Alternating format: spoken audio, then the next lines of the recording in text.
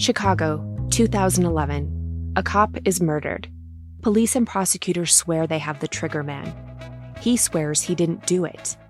How far will each side go to prove they're right? Like it's just one bombshell after another, where you're like, what? The story of a PlayStation, a brain-eating amoeba, and the relentless pursuit of justice. Off Duty, out now. Listen wherever you get your podcasts. Howdy, howdy, ho, and welcome to Fantasy Fan Fellas. I'm Hayden, producer of the Fantasy Fangirls podcast and your resident lover of all things Sanderson. And I'm Steven, your bookish internet goofball, but you can call me the Smash Daddy. And we are currently deep diving Brandon Sanderson's fantasy epic, Mistborn. But here's the catch. Steven here has not read Mistborn before. That's right, hey. So each week, you'll get my unfiltered, raw reactions to every single chapter. And along the way, we'll do character deep dives, magic explainers, and Steven will even try to guess what's next. Spoiler alert, he'll be wrong. Newsflash, I'm never wrong. Episodes come out every Wednesday, and you can find Fantasy Fan Fellas wherever you get your podcasts. Let's be completely honest. Are you happy with your job? The fact is, a huge number of people can't say yes to that. Too many of us are stuck in a job we've outgrown or one we never really wanted in the first place. But we stick it out and we give reasons like, what if the next move is worse? And I've put years into this place. And maybe the most common one, isn't everyone miserable at work? But there's a difference between reasons for staying and excuses for not leaving. It's time to get unstuck. It's time for Strawberry.me. They match you with a certified career coach who helps you get from where you are to where you want to be, either at your existing job or by helping you find a new one. Your coach helps clarify your goals, creates a plan, and keeps you accountable along the way. Go to strawberry.me/career and get 50% off your first coaching session. That's strawberry.me/career. Hello and welcome back to the Psych Legal Pop Podcast. This is a podcast where we talk about popular culture through the lens of an attorney and a therapist. I'm the therapist, Tess Brigham. And I'm Brooke Brigham. I'm the attorney. So we are back today with Seeking Sister Wife, Season 5, Episode 10, Seeking a Deeper Understanding. So before we jump into all of that, we have a few announcements. So we are going to be resuming our Sister Wives coverage. We've mentioned this on our Patreon and a few other places, but this is our official announcement that we believe that Seeking Sister Wife is ending May. I think the last episode is going to be the 27th, 28th. It comes out on Monday night, so 27th. So once Seeking Sister Wife is over, we're going to start with our Sister Wives coverage. We are on season, is it 5 or 6? 5. I think we just started 6. 6, yeah. So we're on season 6. If you are a Sister Wives fan and you are relatively new to our podcast, please go back. We have all of season 1, episode 1 up until episode right until the end of season 5 in our catalog. So if you would like to catch up, this is the time to catch up. The other thing is we realized that we have not had a chance to talk about Meri Brown's new venture, Worthy Up. I looked at the website briefly, but so at the very end of this recap, we're going to talk about Worthy Up. We're going to look at it live and give you our impressions and thoughts and such. So that'll be at the very end.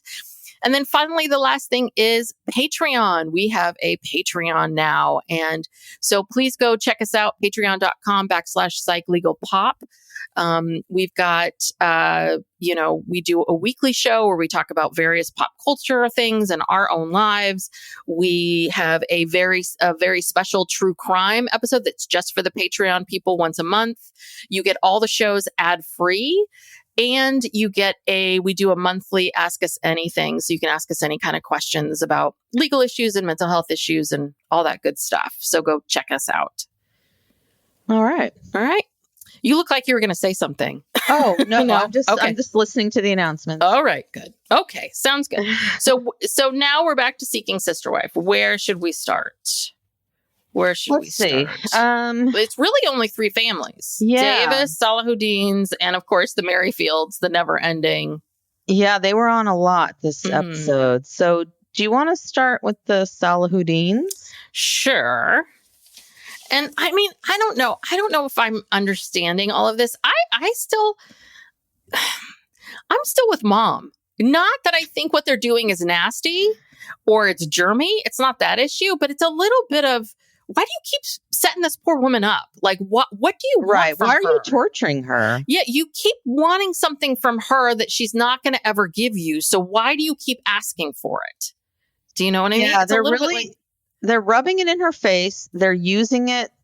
It's basically their only storyline. It's just annoying this woman. And Yes. I don't know if she's in on it and she agreed to kind of take the fall, or if she's just going with the flow and they just keep doing this stuff to her. But, you know, they're very disrespectful to her. Like, Naeem clearly does not like her. oh no, those two He don't like makes each other. comments. He's like, Godzilla is coming. Oh, you're talking about Naeem. Sorry, I thought you said Nyla. I Oh, don't think well, either her- one of them like him. No, But yeah, her too. yes, he called her Godzilla. Yeah. So what do you think? So if you are calling your mother Godzilla, you can't also in the same breath say, I want you to see me in a different light. I want you to look at me in a different way. I want you to accept me for who I am. Well, and he's demanding things of her. Like, you have to accept this person. There's not even a person yet. This is Yes. a mythical, hypothetical sister wife who doesn't exist yet. But we're going to force you right now to pin you down and get your commitment and buy into this, that you're going to accept this person. Yeah. So Yeah. what are we doing? These people so desperately want to be on the show that they're just twisting themselves inside out Yes. with some story. And poor Jamila. Is it No. Jamila's the mom. Yeah. Jamila is the mom, right? So poor Jamila. Justice for Jamila. I'm with her I on like this. her. I like her. And listen, this is the thing. Okay, fine. She does not accept your life. Like, she doesn't accept it. She's going to think what she wants to think. That's fine. You know, trying to convince somebody of something over and over and over again, you're never going to get what you want. So this is the thing. So if you want to have a relationship with your mother, then she's telling you this is how it needs to be. So then you get her. Yeah. And then you get to decide whether or not, how much does mom get to come around? And maybe if you do bring someone into your relationship and mom saying, I will never meet them, I will never be near them, then you have to say to mom, okay, then I'm sorry, then you're not coming to the 4th of July party. You can't, so-and-so's here. We're throwing a big party. Sorry, you're going to miss it. And then let her make that decision if she's going to show up or not. And probably over time, you know, if this person ever comes to fruition, she will get used to it and she'll probably come around. Like, but just right now, God, why are you trying to force a square peg in a round hole? Yeah. It's just ridiculous. And then it comes out. I had heard that these guys have kids, but it comes out that they have a 14-year-old daughter, obviously who's still at home, and that they've been parents for 30 years. So they have older children who are out of the house. Yeah. It's like, wow. Like, so can I ask you a question? You think this is Naeem? It's Nyla. They are right. Like, oh, they're all N names, like Nia. Yeah, but no. The daughter. They said the daughter's name. The daughter's name is Harriet. Harriet. I missed that. Yes. Poor girl. Yeah, and I was like, wait a second. You would think, really? You guys pick Harriet? Was someone named Harry? So that you were honoring that person and he died around the time that Harriet was born? Grandma Harriet in the family. Well, not after Jamila. not after her. Harriet. No, Harriet. I was like, Harriet? Or listen, if anyone out there, am I wrong that I misheard that? But I remember stopped. I was like, wait a second, Harriet. That's quite a name. Catch the name. So, wow. All right. Well, we just jumped right in. So essentially what happened with the Salahuddins this week is they went to lunch. Right. And so as per usual, every episode they are eating a meal. Yeah. We have to watch them eat a meal and basically bring some rando in and then torture the mother. Right. So they're going to lunch with their friend Jo, who says Joe says she's bisexual and bi-romantic, which means that she is in a relationship with a couple and she is in a relationship with both people in the couple, with the woman and the man. And I guess it sounds like they all live together and they're all in this relationship together. So I guess all of this was under the guise of, well, Joe's going to come. And I mean, again, I don't understand what the point of this lunch was. Like you want Joe to meet your mom? Or you want Joe to sit there and convince your mother? I think so. That she should think about this differently. Yeah, they're like, you see this nice lady? She's normal. Like, she practices. Here's something that bothers me. So Joe says the version of polygamy I practice is polyamory. Now, I did some Googling, and I'm pretty sure that polyamory is not a form of polygamy. They're two completely different things. Polygamy is actually a form of that polygyny that what's his name said. And that's when you have one husband, multiple wives. And then if you have one wife with multiple husbands, that's called polyandry. Okay, so that's one aspect. I don't think polyamory has anything to do with that. No. I don't think it does either. It's a completely separate concept, yet they're forcing, and they're not the only, I feel like some other couple is. Well, it's also the Ashley and Shane, I cannot think of their last name right now. Why can't I think of it? Oh, jeez. God, this is what happens when you get older. You can see it so clearly and then your brain. It'll come to us in like 30 seconds. Yeah. The Sherwoods. Yes. Thank you. Ay vey. Okay. I haven't totally lost it. Yeah. So in that case, it's a little different because it's a man. Anyway, but I don't know if someone out there knows, someone with some authority can please let us know. Verify this, that polyamory has nothing to do with polygamy. They're two completely separate things. Well, but again, so you are inviting your mother-in-law mom to come to have lunch with you. You're going to bring Joe. Joe's there to sort of maybe have a conversation with her because their big thing is our mom just thinks everything's sexual. She keeps going to the sexual part and that it's more than sex. It's a relationship. Okay. So let's bring Joe with us.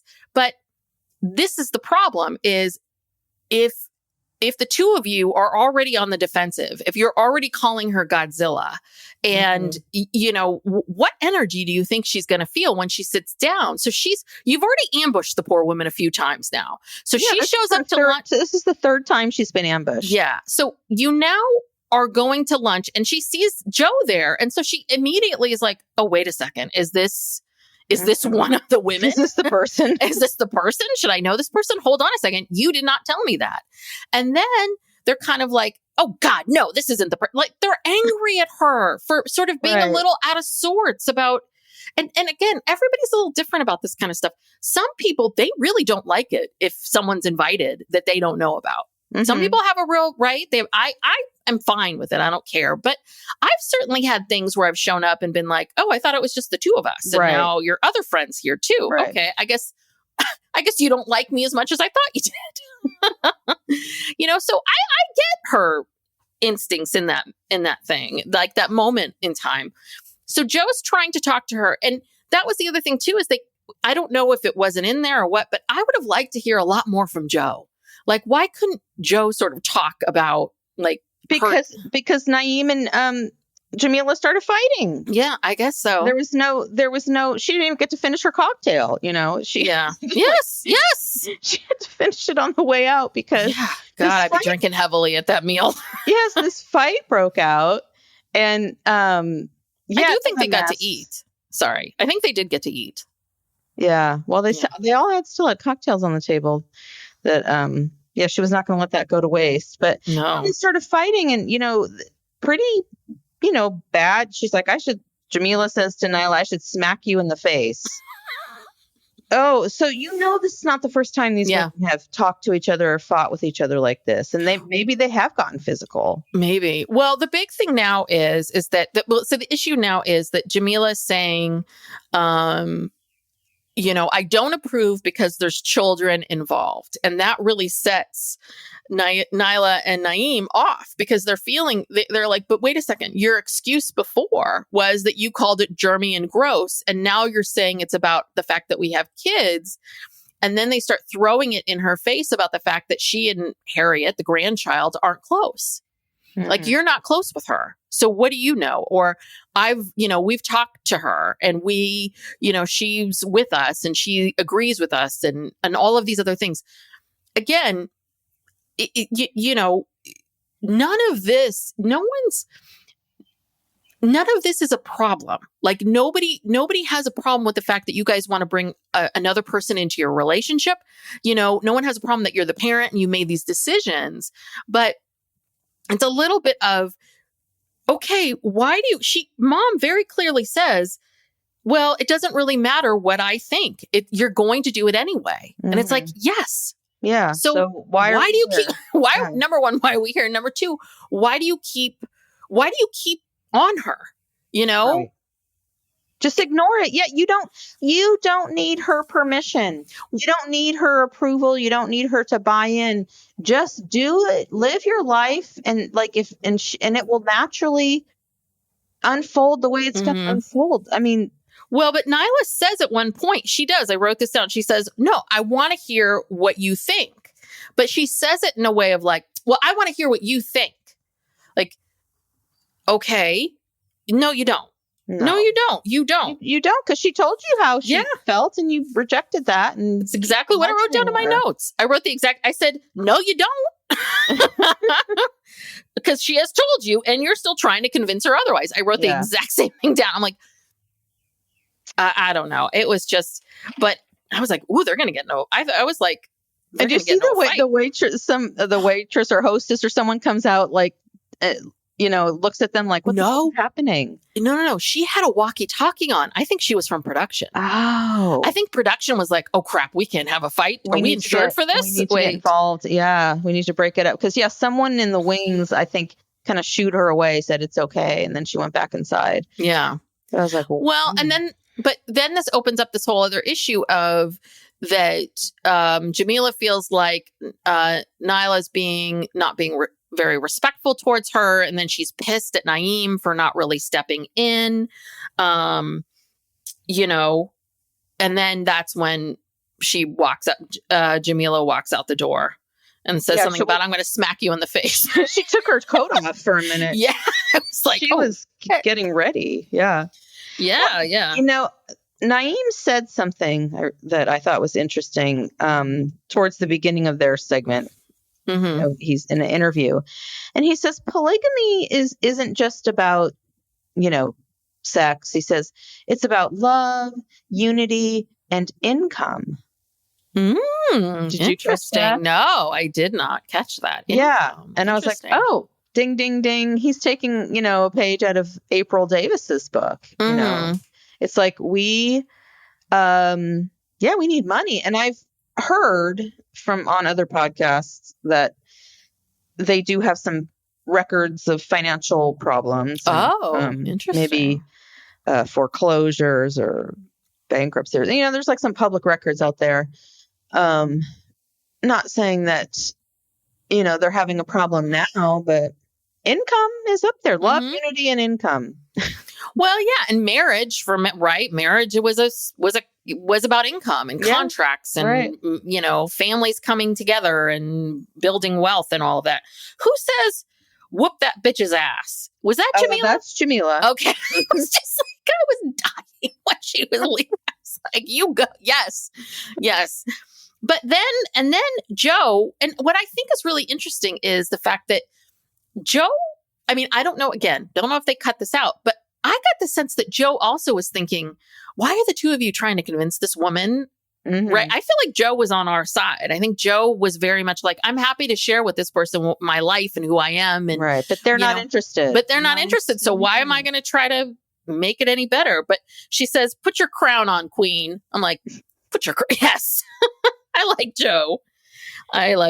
But God, these two, I mean, let it go. But the thing is that it truly is that because the two of them, the Keisha thing didn't work out. And because I think they're not dating enough or they're not out seeking enough, that they have to just keep torturing mom. They're kind of like, oh, is your mom available? Great. Let's do a lunch.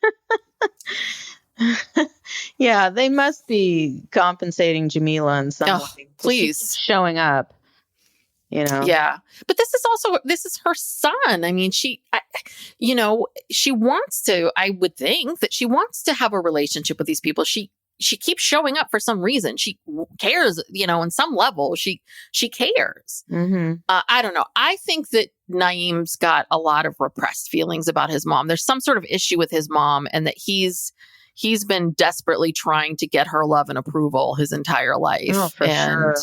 Not really, not really going about it the right way. And it's not really about her, Naeem. It's about you. Anywho. So that's them.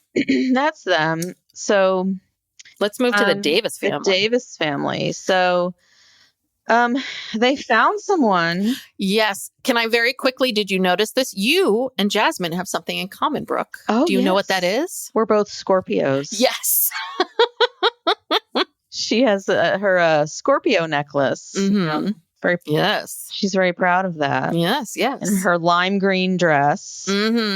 Now, okay. Poor Danielle. Danielle's wrap dress. Oh, gosh. I'm trying to remember now. Oh, I didn't notice that. I was so fascinated by the Scorpio necklace that I must not have taken in. So what was with the wrap dress? Well, Danielle, she doesn't know how to dress. She's wearing this, like, it's like a wrap dress, but it's very ill-fitting. Her boobs are like falling out. Like, all her outfits, her boobs are falling out. She needs a style makeover. Yeah. Anyway, I don't know. She just looked particularly weird. It was kind of like not the right thing to be wearing. Also, Jasmin was, why you're going to this place? What was it called? Was it like where they have Jenga and cornhole and I don't know, like, yeah, but they're in the back area kind of thing. I don't know. I couldn't figure out what it was. Table, yeah, and you've got on like this silky dress you'd be wearing out to the club or something. Anyway, wrong venue. Okay, so Jasmin, I guess they find her online, and she says that she, what motivated her to go online or to meet people in this lifestyle was she thought she would make some mom friends and find a stable environment for her son. Jasmin. Okay. That's make some mom friends. Interesting. I don't know what to make of. I don't know what to make of Jasmin. I do not know what to make. I don't, because her. She's just saying everything that they want to hear. She's not jealous. She believes that the father should stay home with the kids, and the women in her family, were the breadwinners, and they went out. And everything she says, she loves being pregnant and having babies. She wants to have more kids. Yeah, everything it's like she saw the show last year, and she's made it her quest.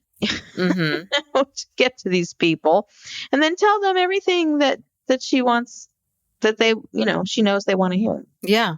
Well, and actually Danielle is picking up on that, because it was very obvious when they said, well, how do you feel about sharing a bed? And Jasmin's response is, oh, well, I hog the covers. I can't be on the end. And it's like, okay, you're giving a lot of non-answers. You've also rehearsed. These are rehearsed answers too. Like, she knew what they were going to ask her. You felt like it was rehearsed? Well, she just had for every question. And I also think that April wrote the questions for Dannielle. Oh.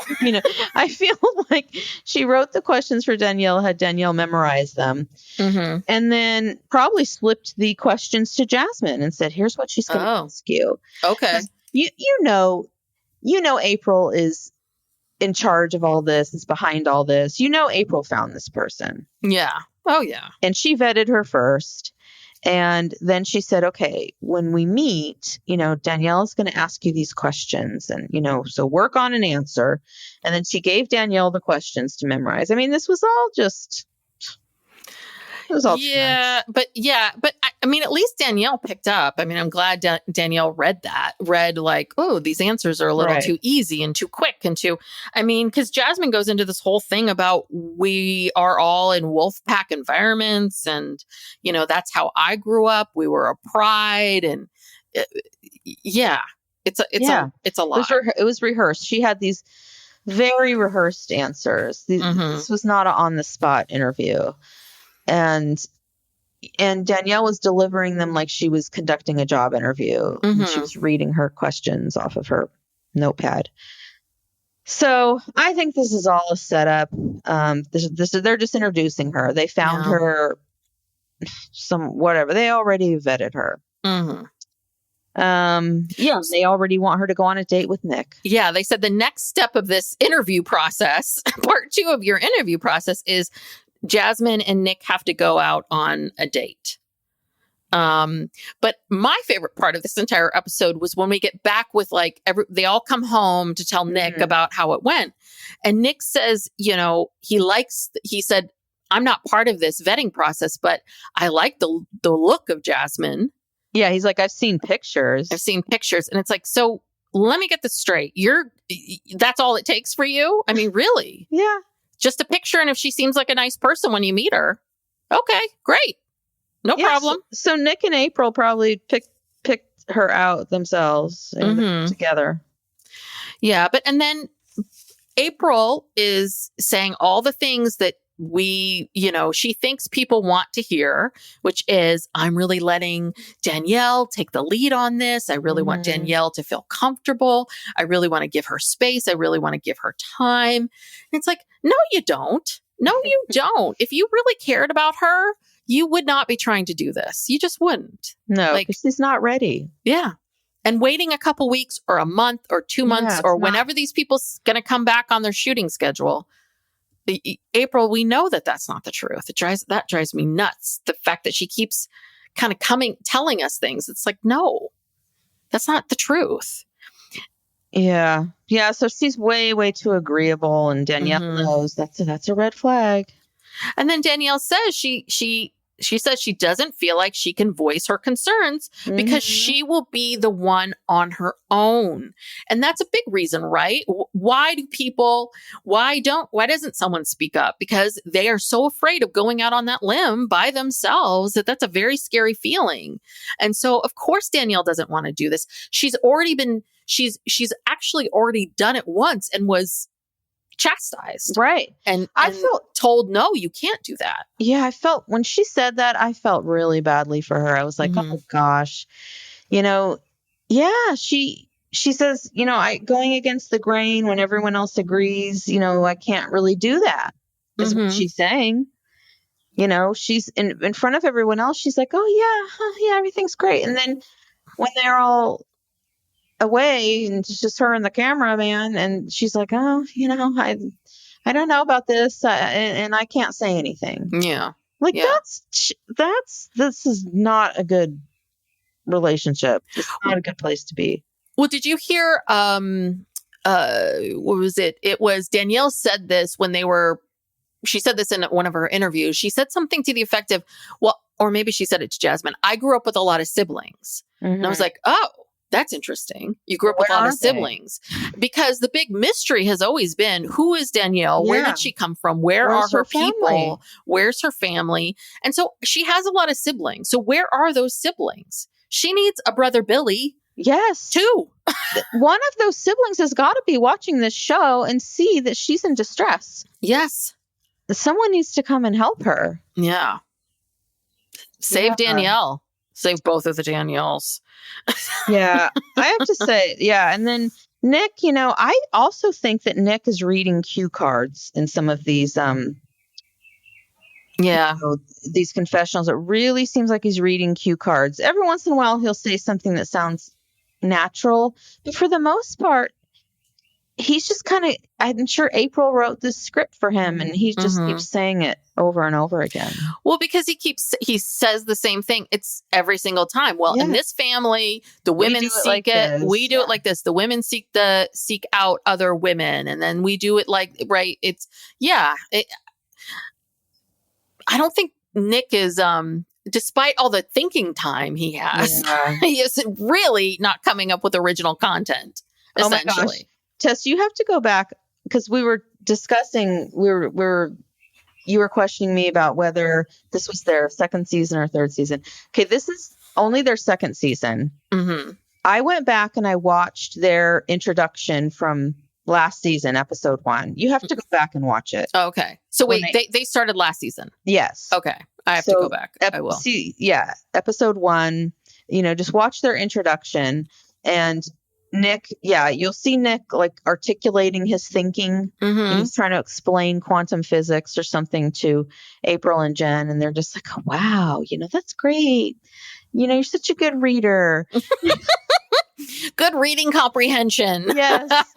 And then I took a dive into the Davis family Instagram account. Oh, wait a second. Hold on. Let me get on that. Wait, under what name? It's the Davis family? The Davis family. Okay, hold on. Now, I have to say, this Vera, who's almost 2, is extremely smart. Really, she is very cute. She's very cute. Such a little she's cutie. Really smart. She speaks in these full sentences, and so there's all these videos of Nick in his stay-at-home dad mode, taking her to the park and reading with her and doing this and that. In this one video, he says, Vera, he says, do you know how to count to 10? And she says, of course. And then did she show him? No, then the video cut off. She was probably just like, what? That's a dumb question. Don't make me count to 10 right now. I'm busy. Yes. It's funny because they show him, being a stay-at-home dad, wearing a dress shirt and a tie. Uh-huh. Literally, he went to the park in a dress shirt and tie and tennis shoes with shoelaces that matched the color of his dress shirt. Mm-hmm. And then there was a scene where they were sitting on their porch and Vera's just kind of talking and Nick is there. And it's funny because right next to Vera, there's a hammer. Oh God. I just found one of those razor things. Yes. For peeling paint or something. And she just stepped on it. She just stepped on it. And then Nick walks away and it's she's just sitting there next to the tools playing it's Nick, hello. This is your one job. Yeah. He was too well. The thinking took him away. The thinking, you know how it is when you think too much. Then he does a video where he gives us a little lesson on child psychology. It's basically about object impermanence. Oh, good. Thank God. When a child can't see something, they think it doesn't exist anymore. And I was like, oh, okay. I guess you've been reading about that today. I mean, it just cracks me up. This guy, I don't know, but it's hard to get mad at him because he's not like a Garrick Merrifield. Yeah. Where you can get worked up over him. He's just Nick, Yeah. He's just there. Well, yeah. And you know what it is? It's because April is the heavy. Mm-hmm. April's the one that has to do all of these things. Nick never says anything that's really terrible or shocking or because he's he's Mr. Nice Guy. Mm-hmm. So, yeah. Oh boy, I got to start following them. You got to start following them. And then when we get to the Merrifields, I'll give you the update on the wifey. Oh, yes. Her weekly live. Oh, okay. Yeah. Miss Vera is so cute. 7 months. She's a little darling. She's really smart. Yeah. Very smart. Oh, yeah. Little girl. Something good's rubbing off on her with Nick. all the thinking's paying off. Yeah. All the thinking is paying off. It's helping Vera. They're learning together. pretty soon she's going to surpass him and she's going to be explaining things to him. Yeah. Well, I have one of those kids. My son's much smarter than myself. And so half the time he's explaining things to me, I'm like, oh, really? Is that how physics works? Okay, great. Because I hated that in school and I barely paid attention. All right, great. Psych Legal Pop will be right back after these messages. Are you feeling lost or uncertain about your future? It's time to discover the true you. This is Tess Brigham from Psych Legal Pop podcast, and I want to tell you about my book, True You. In True You, I delve into the 6 key issues we all face during our quarter-life crises. From career dilemmas to relationship struggles, this book provides simple tools and techniques to navigate each challenge. True You is your roadmap to personal growth. Even if you're not experiencing a quarter-life crisis, True You will help you get to know yourself on a deeper level.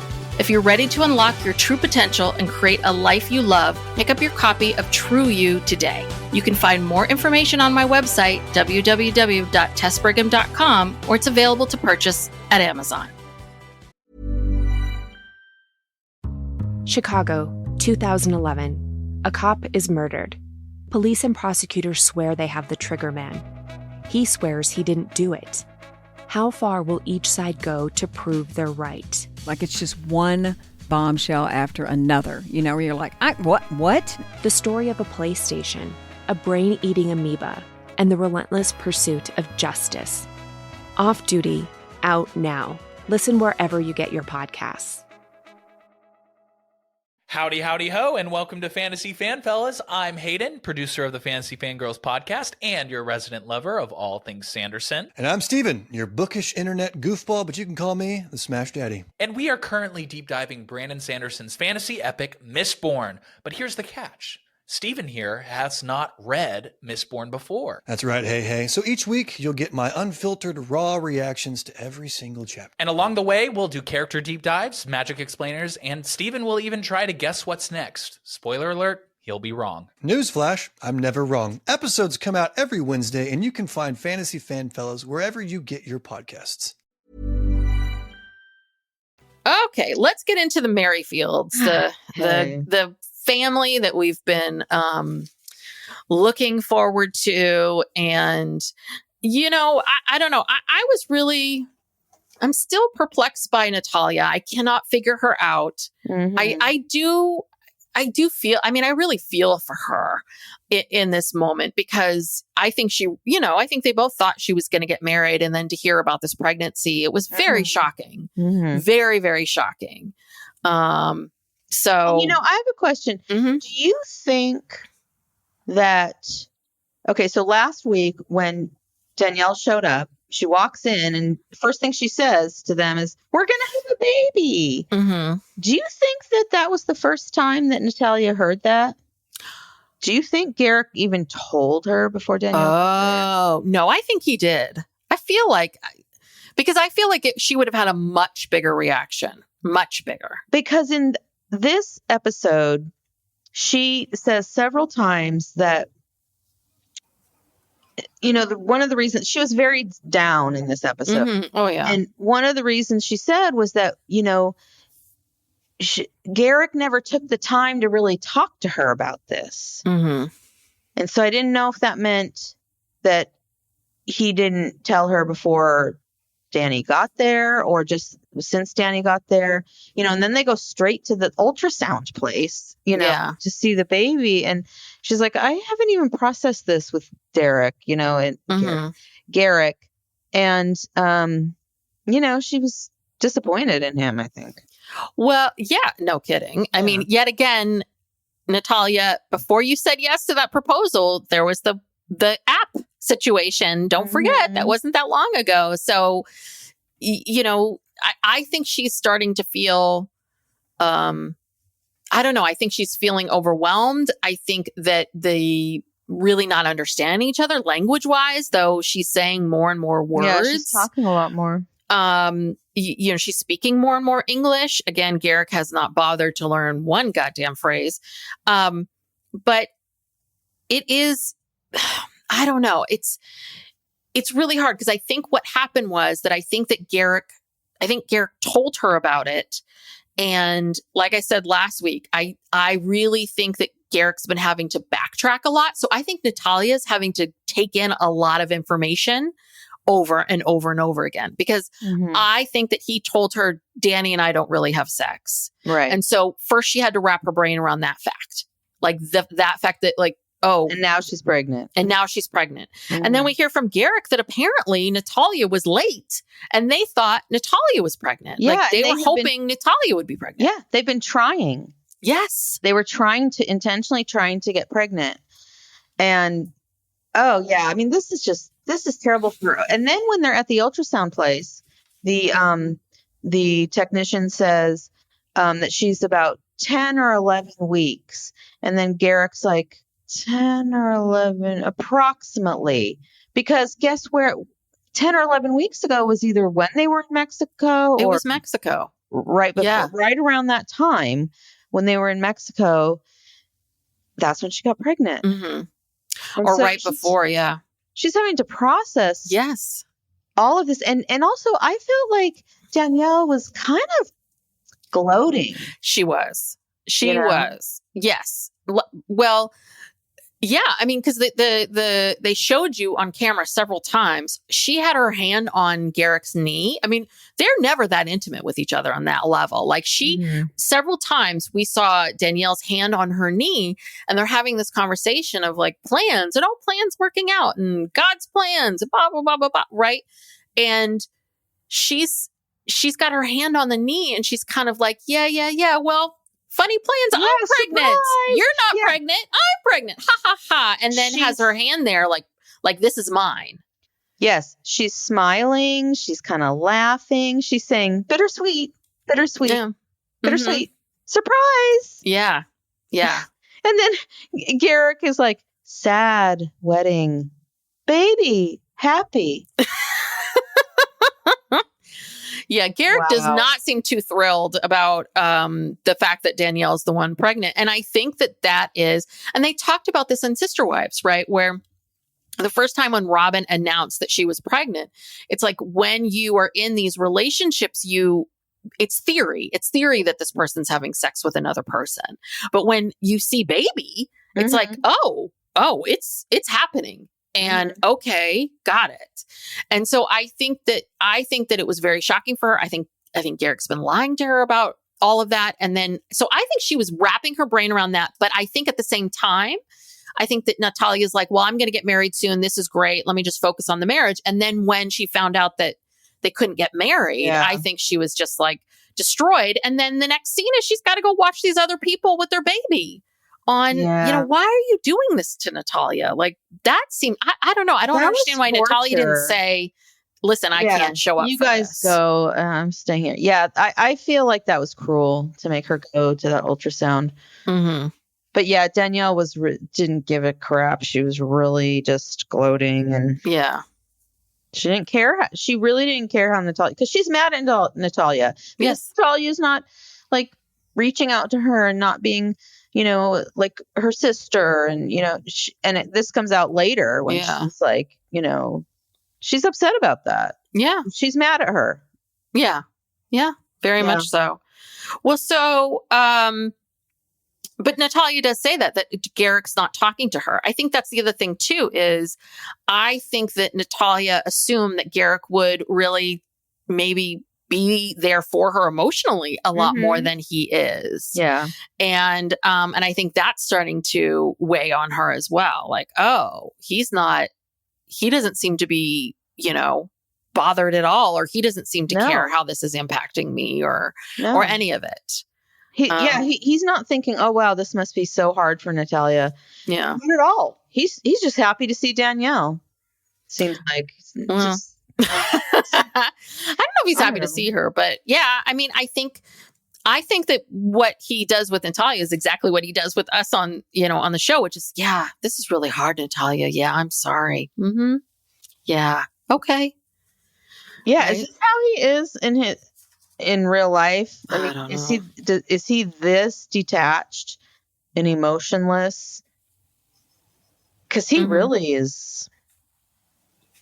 Well, but in the video that Danielle's shot, we saw a little bit of a different personality of Garrick's, but I didn't think it, I mean, I think we saw someone who was kind of annoyed and like trying to hide their annoyance, but I don't know if, I still think that a lot of what we see on TV is who he is, which is just as much as he claims he's a deep thinker. I don't think he is a deep thinker.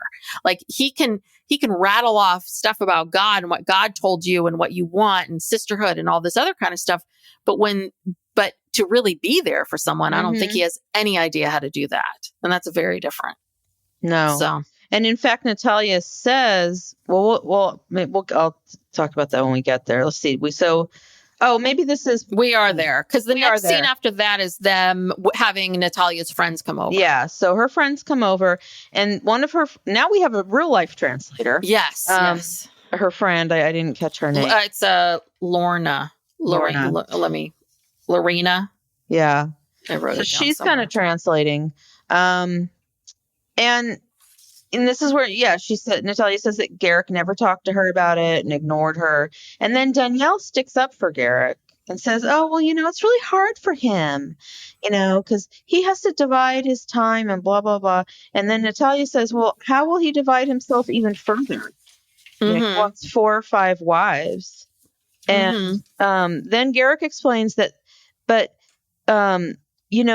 the other wives, when he's with one wife, the other wives, they're like sisters and they can be with each other and entertain each other, be there for each other when I'm busy with, another wife.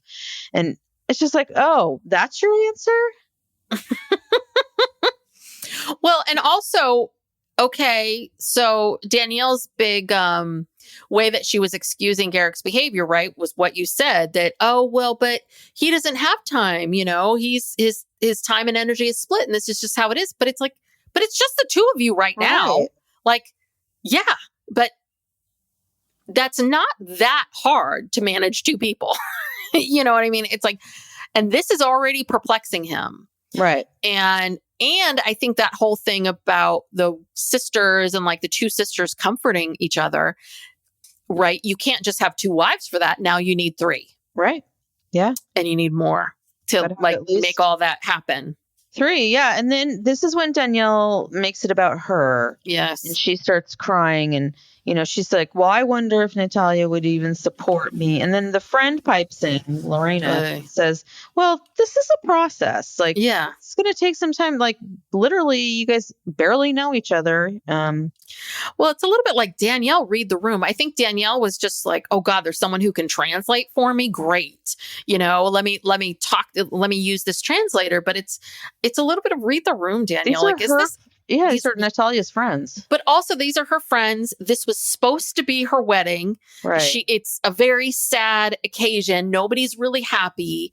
This is the time. This is when you're going to ask these questions. Okay, great. Yeah, and then she's crying, saying, well, I wish that Nathalia would open up to me. And, she feels like she's being shut out. And Nathalia just gives a big old eye roll. Several eye rolls while Danielle was pouting and talking about how hard this was for her. Yeah. Yeah. So, oh God. And then is this when Garrick starts crying? Oh, probably. He cried so many times in this. Well, and then it's so manipulative. It's a little bit like, things are getting hard here. I might look like a bad guy for a second. So let me start weeping. And he starts crying. And he's like, my favorite part of Plural Wife is seeing all these women get along together. And he claims that it makes him a better man. Seeing the women together makes him a better man. Well, and excuse me, when have you, you've never had 2 wives, Garrick. So I don't know what you're talking about. You've had some Mexican vacations with, a couple women who spent a few weeks together. What are you talking about? He talks about it like he's been living this lifestyle for years. It's like you can't even get a second wife. So is it Lorena? Lorena, Lorena. That's how it's spelled. So yeah, I don't know how she pronounced Lorena. So Lorena, thank God, the voice of reason, says, well, they need more time to work on these trust issues. And Garrick needs to pay more attention to both of these women. It's like, thank you, Lorena. Thank you. You are the only person that's saying that. And that's the other thing too, which is Nathalia, right? They said to them, like, Nathalia is kind of slow to warm up. And I think that this is maybe what's so different about the experience that they're having with Nathalia, which then makes me think that maybe Nathalia is more trustworthy. Listen, I didn't see the season with Roberta. I have no idea what happened there. But it sounds like Roberta came in, much like Jasmin, and said and did all the right things and falsely made them and wrapped them in. And I think Nathalia is being more real and human and being like, I don't know you. You know, I don't know you that well. We don't have this kind of relationship. No, I don't want your vagina necklace. And no, I don't want you kissing me on the mouth. Do you know what I mean? And she's being punished for that. She's, you know, and I wonder if Nathalia feels like this is what Danny is doing, or is Danny doing this to punish her, or, you know, I don't know. God, these people. It really is. It's really something. So, when that's all over with, that good party. What a party. Wow, what a party. What a good time. Yeah. And those other friends are just sitting there going, why did I come? Why are we here? Like, why did I come here? Well, and I thought we were going to have a party. I know. Well, and that's not even her family. Apparently she had to tell her family about it too. Yeah. Can you imagine having to go to them? And it's terrible. Yeah. So on their last night in Rio, it's Garrick's. I'm just going to start calling him Derek. You know, whatever. You know what I mean. It's his 39th birthday. So, you know, they go out to dinner and trying to smooth things over. Did you notice that he was holding both of their hands? Like he was in the middle and he was holding each hand. And they were crossing the street. Yeah. Yeah. So, you know, they're talking, and my favorite part is where he says, Rapido, V, K1. Rapido, which I don't even think that's a word in Portuguese. I think that's maybe Spanish. I don't know. But, you know, there was someone on our Patreon, Kit. She pointed out that, you know, they got a K1 for Roberta and it ran out. You know, she never came. And that was the whole thing towards the end. They were like, well, are you coming? Are you coming? And she just kept stalling and then never came. So the visa expired. So what do you think the chances are of them being able to get another K1 visa? How many years has it been? A couple of years later? That's a good question. For a different person? That's probably going to raise some red flags. Yeah. Yeah. I feel like I wish we knew. Well, I know some immigration attorneys. I guess I could ask them, but I don't know if they know. We need to find an immigration attorney that also watches this show too.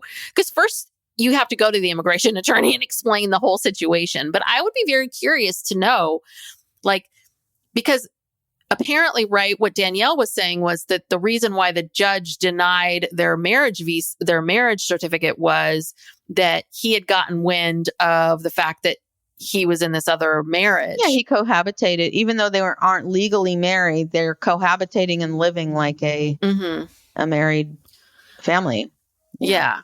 So I would just love to know from an immigration attorney. Well, the attorney doesn't have to know anything about. You can just say generally, like, you know, give a general outline of the facts. And what could they get a second? What are the K1? chances of being able to get another K1? How long is it taking currently to do this? So, all right, I'm going to do that. Get some intel. I know a few people. And then at the last dinner, you know, Nathalia, I think I think Nathalia needed to get through that day. I mean, that's the other part of it too. It was such a hard day. So Nathalia, right, she checks in with Danielle and says, you know, the baby will help them grow as a family. And of course, Garrick is really upset. You know, this is our last night. And he's kind of looking to tear up. Oh, yeah. And then Garrick's like, okay, well, I'm going to stay with Nathalia. It's so weird. The whole thing is so weird because he doesn't know when he's going to see her again. He'll probably be back in a month. Well, but now with the baby, right? I can understand that's Nathalia's issue too, which is, I think Danielle, which I don't blame her, is going to be like, well, you can't, I'm 5 months pregnant. I'm 6 months pregnant. Like, you can't just leave me home with our 2 kids and leave again. Well, her parents live with them. Oh, really?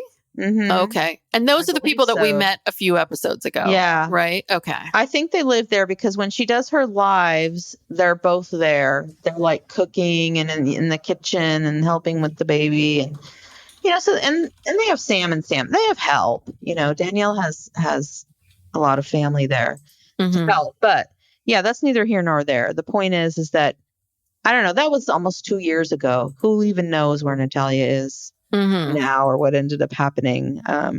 Yeah. I guess we'll find out in a few weeks. Yes. And then we see this new woman that Garrick brings in. And so that'll be interesting what happens there and how Nathalia reacts to all that. That's all going to happen like at the end here? Like, that's kind of weird. I don't know. Maybe a little bit of a cliffhanger. But yeah.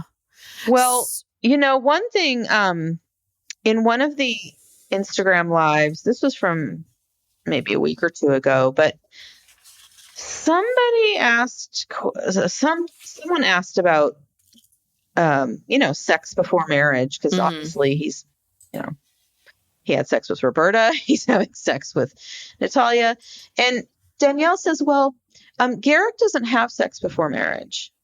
And then, of course, everyone at home is kind of going, what? Well, the reason why, it turns out that Garrick decides when they're married. Oh. He decides in his mind that... in his mind. That we are all committed to each other. We are together. We are spiritually married or whatever. And we are married. He declares it. Got it.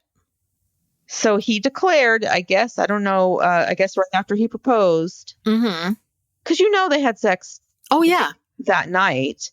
And so he didn't technically have sex before marriage because he decided that they were married at that point. Sounds good. So it'll be very curious to see if Nathalia is still, what happens with her, because if you're married, how can she just then leaves the relationship? Or I just like, so in his mind, he was married to Roberta. He was married to Roberta right before he had sex with Roberta. Yeah. He would have had to have been, because he doesn't have sex before marriage. Okay. And then who decides when the divorce happens? It's just still like, Roberta didn't come to the U.S., so the marriage is over. Maybe I could go on the live and ask that question. Like, how does that then work? See if they answer. Because if you believe that marriage is forever, and if you believe in all of that, then really, truly, you're technically still married to Roberta. Right? Yeah. Well, I guess if he can decide when they're married, I guess he can decide when they're no longer married. Got it. Because that's how powerful he is. You know what? I'm just telling you, I just bebop around in my life. God never tells me anything. Maybe you're not listening. I guess I'm not. Well, I'm not in my garage enough. You need to quiet down, be quiet and still, and listen. Got it. Sit in the man cave. Yes. Yes. Our garage is converted to the man cave very quickly after we moved into this house. So go sit in there and see, get quiet. See what happens. Okay. I think I'm going to do that. All right. Yeah. All right. Well, I pulled up the Worthy Up by Meri Brown. Let me get. Oh my gosh. Is it just Worthy Up? Yes. It's worthyup.com. And then there's a home page.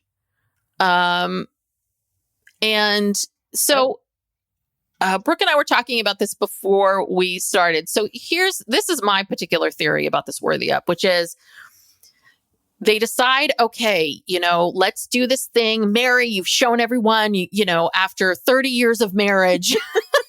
After 30 years of being, and being taken for granted. Yeah. After 30 years of being treated like shit, and taking it every step of the way, the world wants to hear from you. Right. They want to hear from you. How did you do this? Well, and she has butterflies on the homepage, which is, like a, the caterpillar to butterfly, yes, bird, yes. that whole thing. So I guess that's the theme. Yes. And so then the next thing was, okay, we're going to have to build a website.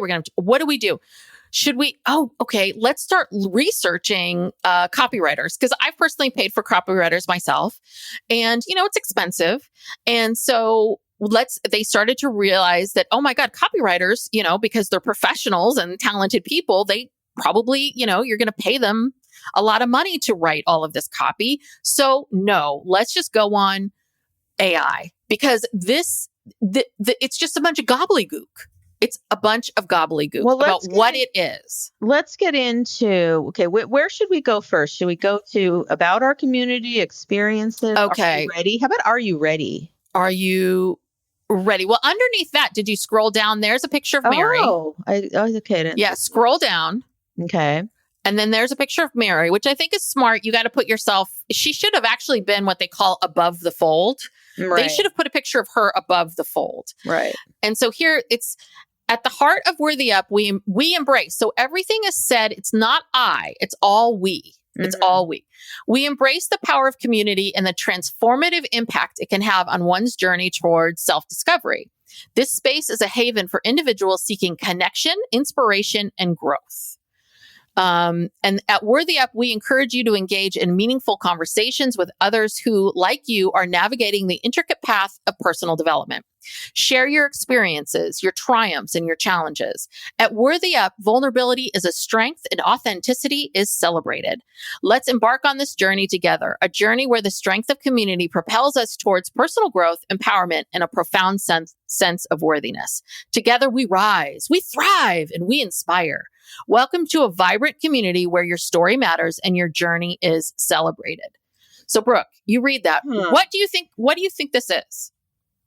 I have no idea. I have no idea what do you get out of being part of this community? What is the community going to be doing? What are why should I care? What's so weird about that is that's Meri's message. That's who you are. That's how you're communicating with us, right? Yeah. And so, I'm just thinking about, like, I have this, just on my own page, right? Like, I tell you, I am this. This is who I am. I am a therapist. I am a coach. Like, and all of this stuff, like, what? Hi, I'm Meri. You've been seeing me for years and years and years on this TV show. Like, this is who I am. So I created this community, and this is what it is. It's very odd. But that's the problem, Tess. She doesn't have anything to offer. She's not a coach. She doesn't have any credentials. She doesn't have any experience in, leading groups or facilitating any of this conversation. She literally is just a person who got out of a bad marriage, that we all saw.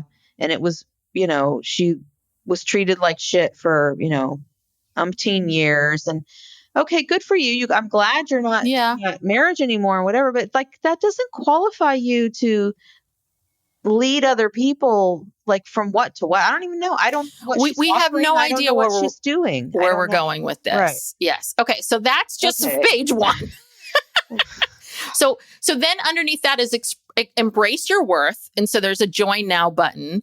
And then there's another join now. Together we rise, we thrive, we inspire. I'm ready. So where should we go? Okay. Well, I want to know more before I say I'm ready. Okay. So go over to About Us. About Us. Okay. Now start reading that and please tell me what you think this means. Oh gosh. Which part should I read? So Worthy Up at a glance. Like, what is this? So tell me, Worthy Up at a glance. Okay. So what is this? Okay. Worthy Up honors your individual story, your current season of life, and celebrates your dreams and aspirations for growth. We're about soaring. Whether you're enriching your knowledge or experiencing personal growth, Worthy Up is your safe space to embrace community, celebration, and support on your journey to self-discovery. We curate experiences that inspire, empower, and honor vulnerability. We stand for confidence, authenticity, and the relentless pursuit of your best self. We're so glad you're here to share your worth with us. Okay, still don't know what this is about. Yes. Yeah. Yes. We still don't know. And the same thing is if you look at the next column, it says our vision. Same thing. Like, what are Just you different words? Yeah. What are you doing? What is happening here? And there's no sense of that at all. I cannot believe these people let her do this. Okay, so experiences. Well, this is the part you say you think is written. This is all AI. Oh, all of it. So far, everything that we've read is AI because it doesn't sound like Meri. Right. You know, it doesn't sound like her. That's the other part about and when we don't even know what we're reading. You read it and you're like, huh? What really good. And this is the difference with AI and what copywriters can do and writers can do, which is writers, a really good writer, they will listen to the way you speak, what you say, how you phrase your things, voice, voice. They listen to that voice, and then they put together what it is that you're saying. And then you, as the client, as the person, you might go back and go, okay, I like this. I don't like this. This feels more like me. You're doing that together.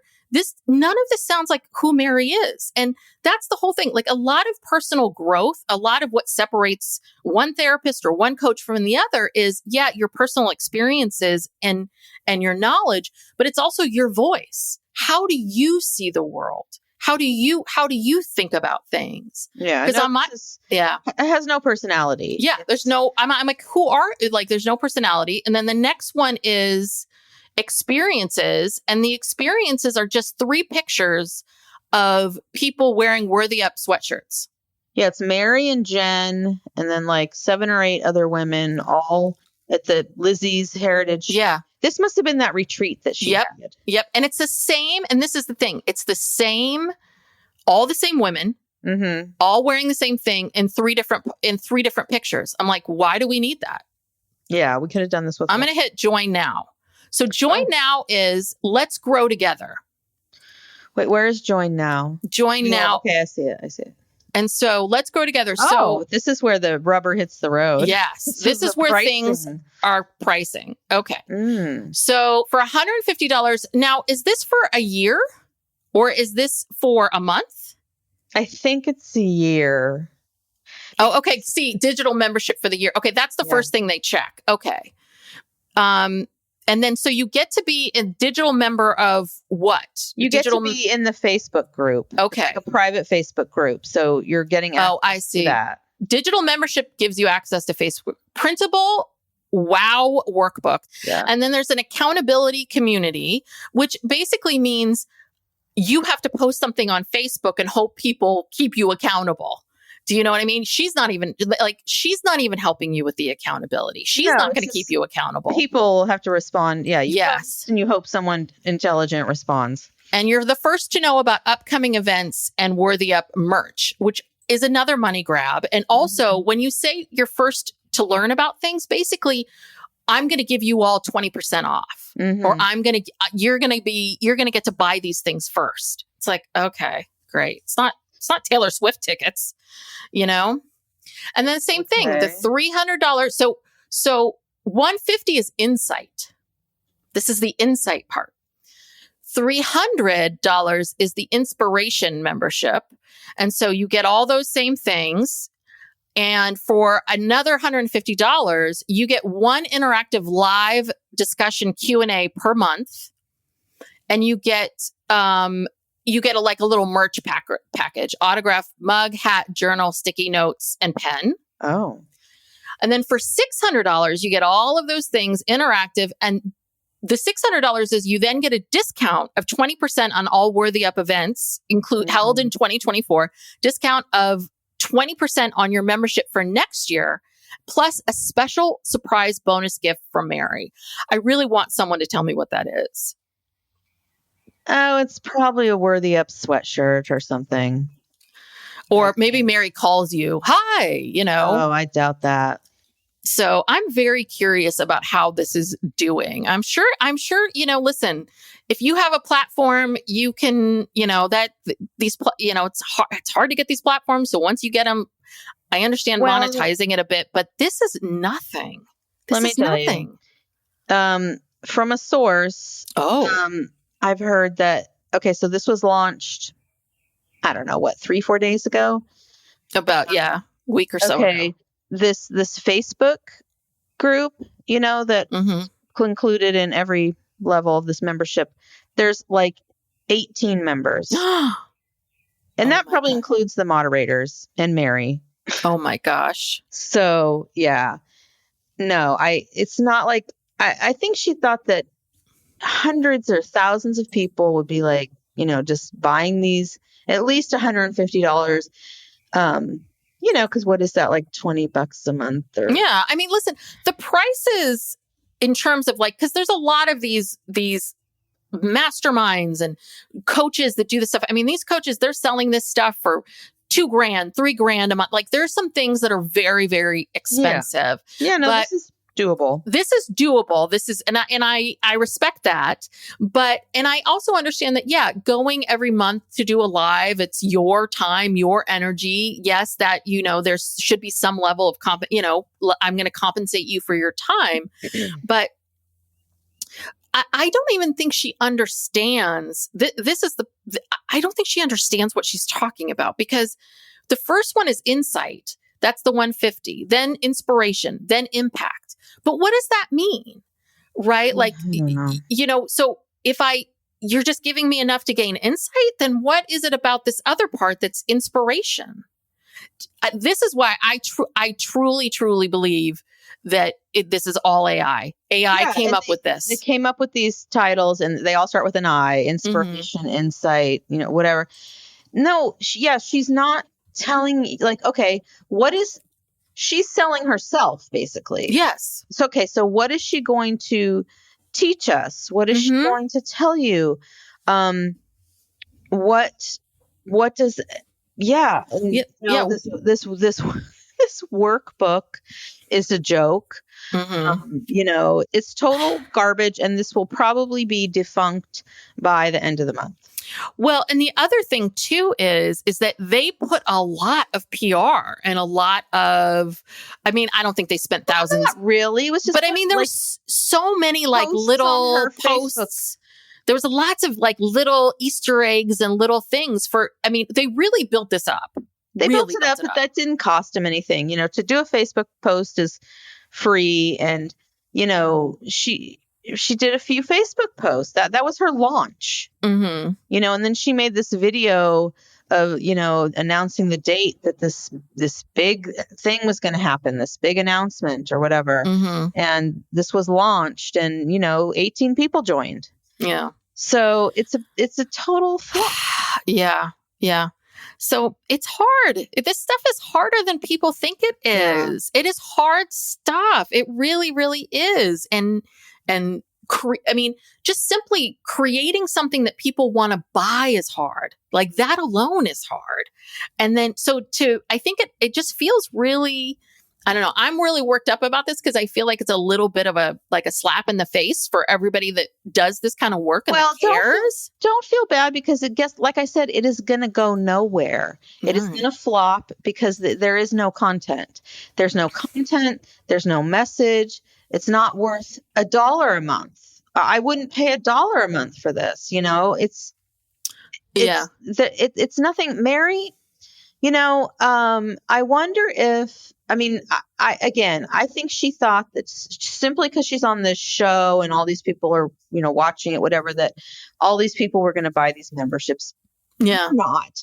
People are not going to part with their money for nothing, and that's what she thought would happen. And, the legging LuLaRoe probably isn't doing that great anymore. That ship has kind of sailed, don't you think? You think? I don't know. I think probably it's still, I don't know. People seem to continue to buy, but I don't know. I don't know. I don't know anyone who wears a LuLaRoe. I don't see people wearing those leggings. I don't know.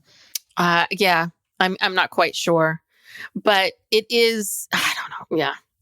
Don't let AI, hire a copywriter. It's so stupid. Yeah. You know what? I got a letter from my employer, like, at the end of the year, where, this got a bonus, and it came with this letter about how great I was. But it was all AI. You sure it was AI? Because none of it rang true. Yeah. Well, it was just, it was like, it didn't sound like the person's voice. It just went on and on and on. And it's like, people don't talk like this. Yeah. And it was like, okay, you think I'm a good employee, but you can't like personalize this. I don't know. It's kind of Yeah. No. And that's the thing. I mean, I think AI is going to get better and better and better. And I do think there's a place for it. And I think, it's very useful. And it's great at naming things because I can never name things. And it's great if you type in and say, this is what my article is about.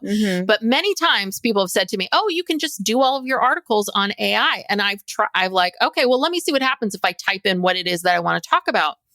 It doesn't sound like me. There's nothing personal. There's not even any personal stories. Like, for example, in Meri's thing, that's why it's AI, because really what she should have done is I did this, I did this workshop, a couple months ago. This is what we did. This is what happened. These are the breakthroughs that people did. Like, even if Meri came to us and said, I've been in therapy all these years, I've been working on myself and I figured out a way and there's a process I can take you through, right? She doesn't even talk about herself. I mean, we know her story, but we don't know her story from her perspective. Tell us your story, Meri. Yeah. Like, get real. If you're gonna be vulnerable and you want people to be vulnerable and be, share and be part of this, whatever, you got to be vulnerable. You got to tell us, well, why should we listen to you? What did you learn from all the years being a sister wife and with Cody? And what did you learn from, the way he treated you, like the last 10 years or whatever? I mean, 20. Yeah, however many years. Well, as soon as Robin came along. Well, and that's the other thing too, is we've all found out you've been lying to us. You have not. Like, you all came to us and said, well, we're opening up our lives. We're sharing our story. And then we learn after the fact that you weren't sharing your story. You were sharing a version of your story. I don't know.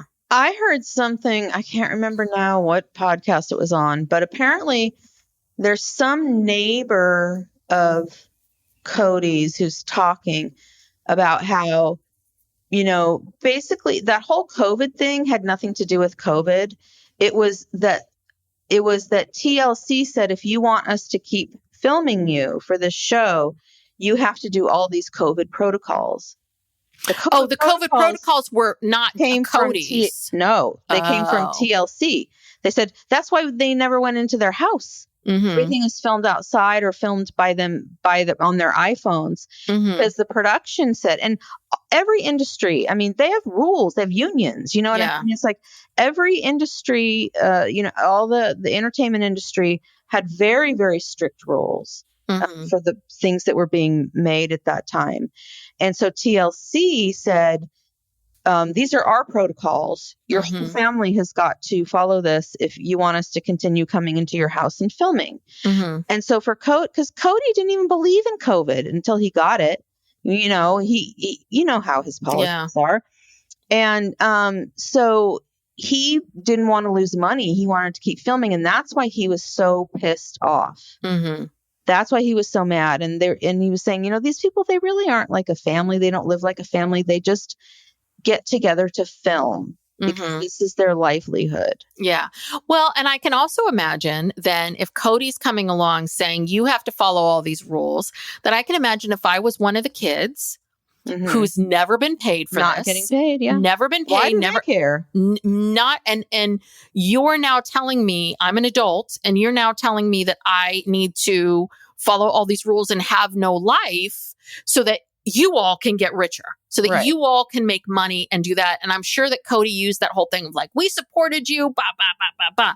But once, okay, fine, but they still worked, they were still employed by, and I'm sure that they negotiated.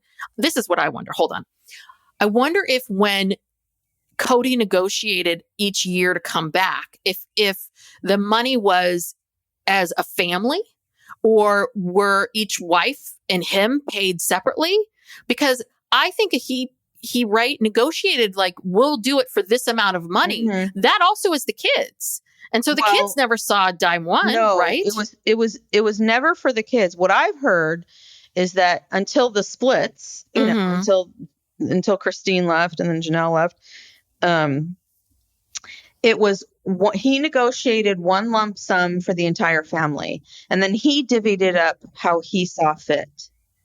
And And I don't think the kids, they've all said, I've never gotten a dime. I mean, Mackenzie gave birth on the show and didn't even get a dime. Yeah. So, no, the kids never got anything. And then he would decide how much the wife, he probably just put it into that family bank account that he and Robin just drained, with their lifestyle.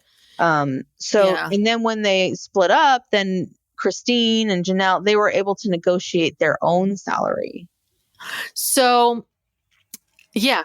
I mean, this makes a lot more sense about why the kids were so pissed and why he was so crazy. And also just, I mean, probably the fact that maybe they hadn't really heard from him or had much interaction. And then you're calling me, the first time I'm hearing from you is you're calling me up, telling me I have to stay inside, not have a life at all so that you can make money from something that I've been participating in. Right. Never, I'm not making any money. And I'm not making any money for it. And you can argue that as a parent, right, you're supporting your child, but that's your job. Children aren't supposed to, children aren't supposed to work. Your job is to make sure that they go to school. They didn't ask to be born. Yeah. You're the one who wanted to have all of these kids. You should never, ever say that to your kid that, oh, I supported you. Yeah, you dumbass. You had the kid. Yeah. Of course you I don't know if he said that.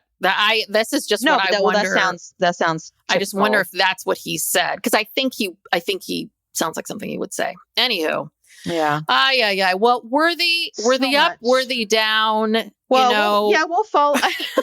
We'll follow it. I don't know. Should we join for $150? Oh God, our hard-earned money that we work so hard. I don't think so. I can't. No, I can't. And it's just going to make me crazy because this, all of this stuff makes me crazy. It's just, just very, very annoying. It's like the way you feel about Kim Kardashian calling herself a lawyer. You're like, you cannot. I did it. Me. I went through the pain. I know. So, anyhow. All right. Let's wrap this up. So thank you so much if you're still here. Yes, thank you so much for listening.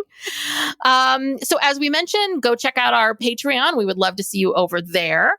If there's other ways to support us as well, you can subscribe to our show or go to Apple and leave us a 5-star rating and review. The reviews really do help us and help people see, expand the reach of the show, and tell a friend, tell 2 friends that you follow the show and enjoy it. We'd really appreciate it.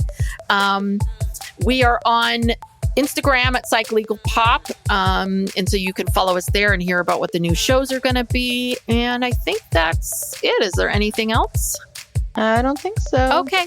Thank you so much. We'll see you next time. Bye. Bye.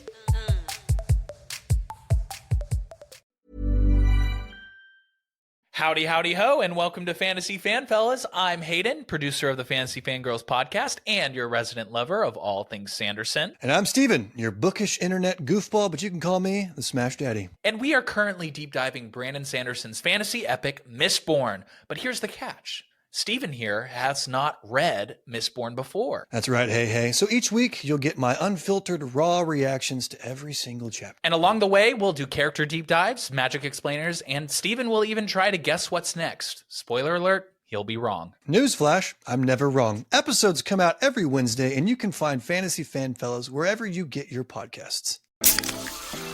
Pepsi Prebiotic Cola in original and cherry vanilla. That Pepsi taste you love, with no artificial sweeteners, only 30 calories, just 5 grams of sugar, and 3 grams of prebiotic fiber.